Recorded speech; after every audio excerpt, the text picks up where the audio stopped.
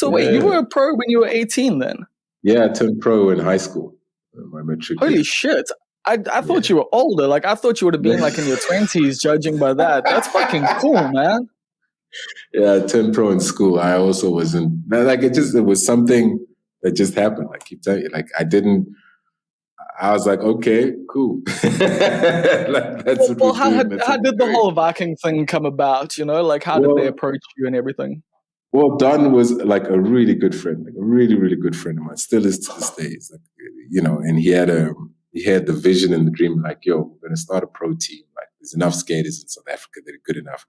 And I think it was coming off the heels of his trip in Australia and seeing how the Australian community had like adopted skateboarding as their own, with their own brands, with their own everything. So I think his mission, his vision was trying to like make the same thing here locally, because there was always this perception where we looked at American pros as the only version of pro there is, where in European countries, in England, there were pros everywhere. Like, they had their own pros.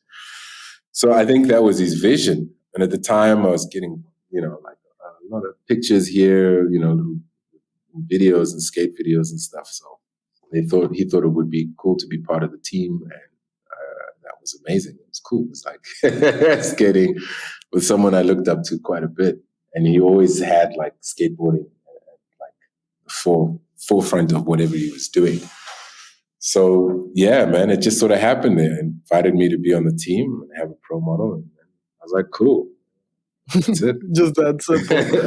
Like, it wasn't any more complicated than that. I was just like, cool. I get like free boards. Okay, cool. I'm done.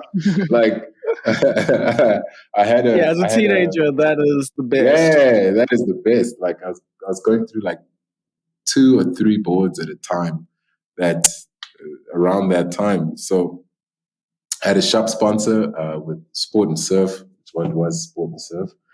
Yeah, and obviously if I'm going through 2-3 boards a month and a shop sponsor, they're not too happy.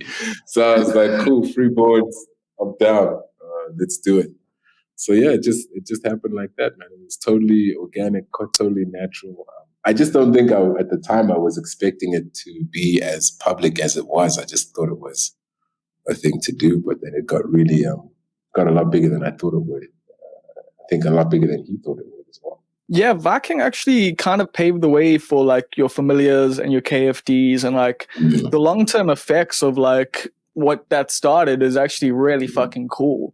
And like, you know, you being like, you know, at the beginning of it must have also like, what were you guys thinking like as a team, like when you were going on tour and stuff like that? You know, what was the vibe? Was it like living the dream of like what you see in the American skate videos and stuff like that? Because like tour videos are like legendary and part of why I think anyone wants to be a pro skater. Yeah, because it's about the debauchery. I'm not going to say it wasn't debaucherous. It definitely was.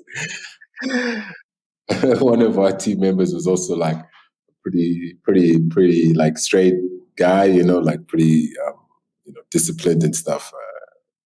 Rob D was a very straightforward guy, and he got the nickname of not so party Rob because of the shit we were getting onto that he didn't agree with.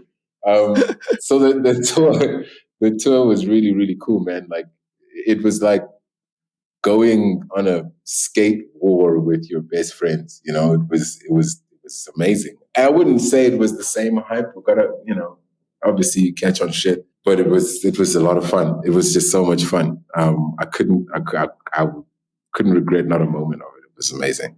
Yeah, it was fun. It was a lot of fun.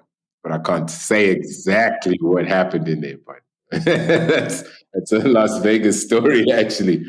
Yeah, sorry. Yeah, you've got a professional life now. Yeah. People can't know that about me. So, how did it feel to have your face on a board? Like, what was that? Did you feel good or did you feel awkward?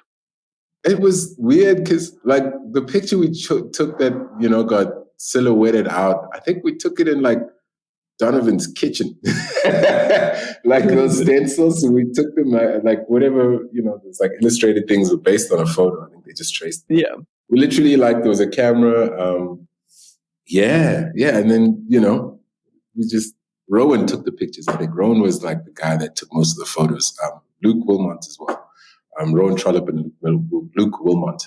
But Rowan just took the pictures in the kitchen, and then, Larry was Donovan's girlfriend. She just like made illustrations, and then our faces were on a board. They arrived from the warehouse. I took some, and they sold some. that was pretty much it. Like, did you stare at it for a while, or what? No, what was that situation like? There was no sense of like, a moment of speaking to God and some sort of anything. Like, I was just like, oh, cool, that's me on the board. Like, I think I was just too young to care. Even now, I don't even have like one of those boards. I never. No ways. Swear to God, I don't have none of those boards. Like, and it's not something that like I miss. People keep telling me, how can you not have a copy? Do you want to hunt one down or read? I mean, but it happened. It happened. Everyone knows it happened. So like, you don't need it. But I think outside of myself, other people think it was bigger to me than what it was to me. I was just happy to skate, be able to skate and have as many boards as I needed, because I was a big dude. So I was breaking a lot of boards. So that was primarily all I cared about. I just loved skating.